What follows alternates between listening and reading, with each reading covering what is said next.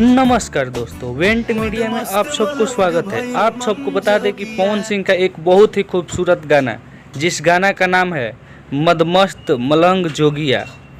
ये गाना भोजपुरी का बहुत ही प्यारा गाना है, जो कि इंटरटेनमेंट रंगीला पर कल 13 तारीख को सुबह 6 बजे रिलीज होगा। इस गाना को गाए हैं पवन सिंह और खुशबू तिवारी केटी मिलकर, जिसका म्यूजिक दिए हैं ओम झा, जिसे लिखे हैं स्वर्गीय श्याम देहाती, जो कि अब नहीं रहे हैं। तो इस गाना को प्यार दुलार दीजिए अपना और हिट कीजिए, जो कि हिंदी वर्जन है। बहुत ही अच्छा गाना है, तो आप सब देखिए। अगर वीडियो अच्छा लगा तो चैनल को सब्सक्राइब कीजिए, लाइक कीजिए, शेयर कीजिए। धन्यवाद। मदमस्त मलंग भइल मन जोगिया।